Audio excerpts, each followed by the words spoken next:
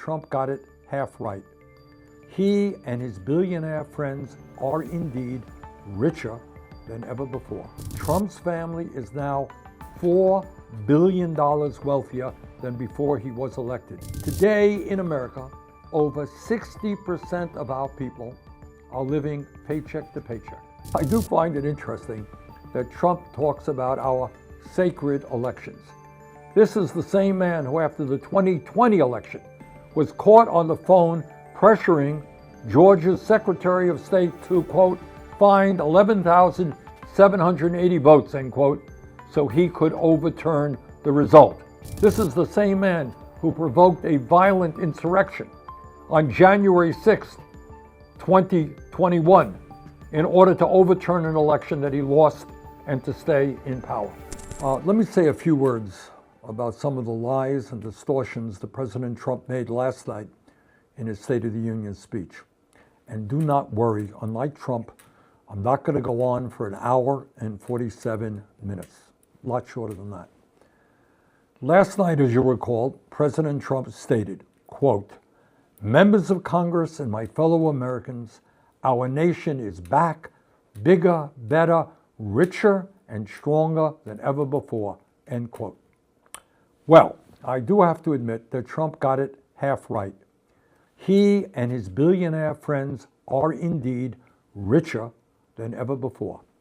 Since he has been president, as a result of an unprecedented level of kleptocracy, Trump's family is now $4 billion wealthier than before he was elected, not to mention the $400 million plane that he got as a gift from the royal family of Qatar. Further, the billionaire class as a whole is doing unbelievably well under Trump. Since his election, billionaires have seen a $1.5 trillion increase in their wealth. That is rather extraordinary. The result, we now have more income and wealth inequality than at any time in the history of our nation. But while the richest people are doing extraordinarily well, surprise, surprise, here is what Trump did not talk about. Today in America, over 60% of our people are living paycheck to paycheck, with millions of Americans struggling to put food on the table, pay for housing, pay for health care, pay for child care, pay for education, and pay for the other basic necessities of life. 60% of our people live in paycheck to paycheck. Trump just forgot to talk about that. In America today, over 20 million households are spending more than half of their limited incomes on housing, and nearly 800,000 are homeless. In America today, 21% of our seniors are trying to survive on less than $15,000 a year. Try doing that. Try surviving on $15,000 a year. And nearly half of older workers have nothing in retirement savings. In America today, hundreds of thousands of bright young people cannot afford to go to college, and over 40 million are struggling with outrageous levels of student debt. In America today, we have one of the highest rates of childhood poverty of almost any major country on earth. Now, if that is the booming economy, the greatest economy in the history of humanity, if that's what Trump is talking about, God help us. Further, on another issue, Trump said last night that he wants to, quote, stop illegal aliens and others who are unpermitted persons from voting in our sacred American elections. That cheating is rampant, end of quote, says Donald Trump. For a start, I do find it interesting that Trump talks about our sacred elections. This is the same man who, after the 2020 election, was caught on the phone pressuring Georgia's Secretary of State to, quote, find 11,780 votes, end quote, so he could overturn the result. I guess that election in Georgia was not too sacred. This is the same man who provoked a violent insurrection on January 6th, 2021, in order to overturn an election that he lost and to stay in power. And despite more than 60 court cases to the contrary, he continues to claim that he won the 2020 election and that it was stolen from him. This man who claims that our elections are sacred has still not said that he won't run for a third term, despite the fact that it is blatantly unconstitutional. The Constitution limits individuals to 2 terms. But here is the truth about our elections. Despite 154 million Americans in 50 states voting in the last election, election fraud in our country is extremely rare. Even the conservative pro-Trump Heritage Foundation's database of election crimes listed only 24 instances of non-citizens voting in U.S. elections from 2003 to 2023. Hundreds of millions of voters in a 21-year period, 24 instances of non-citizens voting. That is not exactly a crisis.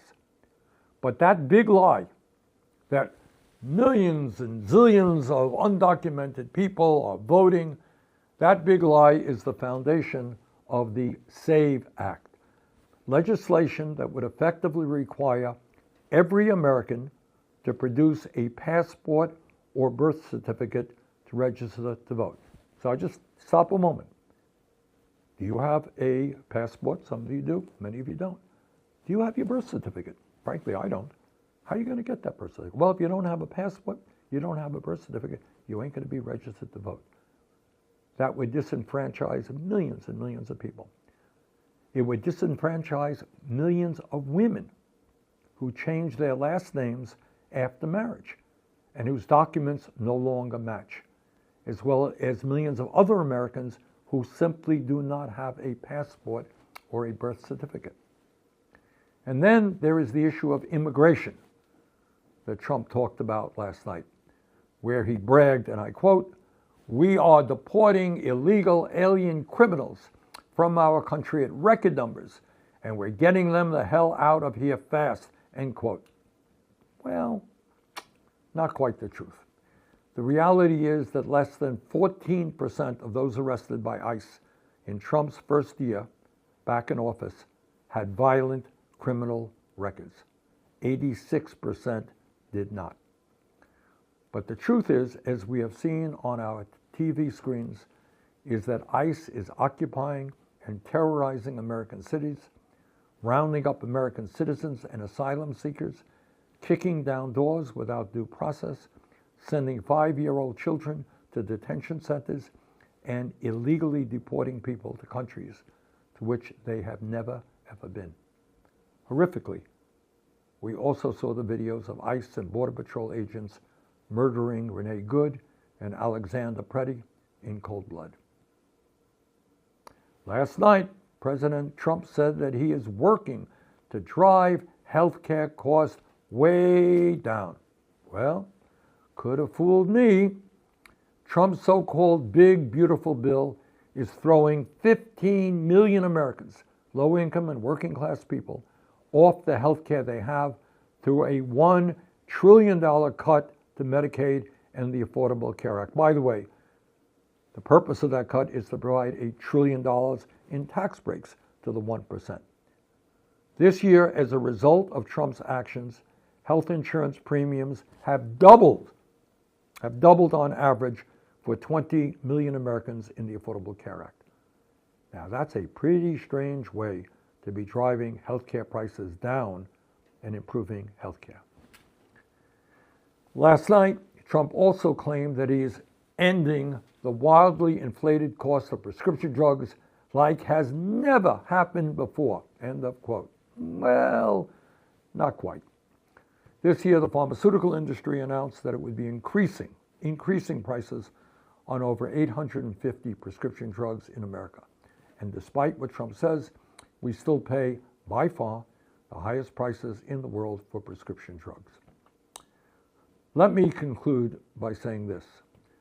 The American people increasingly understand that Donald Trump is a pathological liar, who represents the interest of the billionaire class and who is rapidly moving our country toward authoritarianism. The American people also understand that when we stand together and not let Trump and his friends divide us up, and we saw this in Minnesota, and we're seeing this in states all over this country. When we do that, we can and will create the nation we know we can become. And that is a country based on the principles of freedom, justice, and democracy. Let us go forward together. Thank you very much.